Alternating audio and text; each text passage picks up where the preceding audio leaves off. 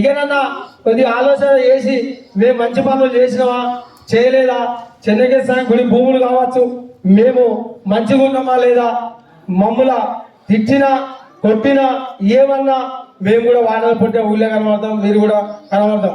కొద్దిగా మా మనసు నొప్పించే మాటలు మీరు మమ్మల్ని అనొద్దని, మిమ్మల్ని అంటే మా పాలకవర్గం తరఫున కావచ్చు, మా ఉప సర్పంచ్ తరఫున కావచ్చు, సెక్రటరీ కావచ్చు, మా సిబ్బంది కావచ్చు, నేను కావచ్చు, మళ్ళొక్కసారి రిక్వెస్ట్ చేస్తున్నా, ఎవరిని ఏమన్నా ఏ ఇబ్బంది పెట్టినా మీ పెద్ద మనసుతోటి క్షమించాలని కోరుకుంటున్నా. ఇక ఉపాధికి సంబంధిస్తే పద్మ వచ్చిన తర్వాత మరి హరితారంలో భాగంగా ఇప్పుడు మాకు వాషన్ వాళ్ళు 16 మంది ఉన్నారు.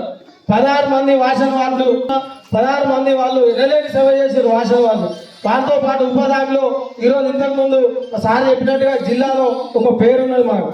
దాంతో పాటు ఎందుకంటే కుల సంఘాల అధ్యక్షులతో పాటు గ్రామంలో ఉన్న రావులసీని కావచ్చు, కోడిరాలు కావచ్చు, కిరణ్ కావచ్చు, పొటసీలు కావచ్చు, ఆర్ఎంపీ డాక్టర్లు కావచ్చు, దొర కావచ్చు, దశరథం కావచ్చు, మహమ్మద్ బాబా, తిరుపతి అన్న, వీళ్ళందరూ ఊళ్ళో పొట్టురాయి పెట్టడానికి మీరు ఏదైనా ఎంత చేయాలంటే గుండె అయితే కావచ్చు, పొద్దుగంట సంపదన కావచ్చు, పేరున ప్రతి ఒక్కరు మీరు నలుచుకుంటూ అయితే అని చెప్పి మీ ఎంకరేజ్మెంట్ ఇస్తుందారని ముందుకు పోయి పోచమ్మ గుడికి దాదాపు 30 లక్షల దాకా మేము చందాలు వసూలు చేసి పొట్టురాయి పోచమ్మ గుడి చాలా చక్కగా పండుగ చేసుకున్నాం.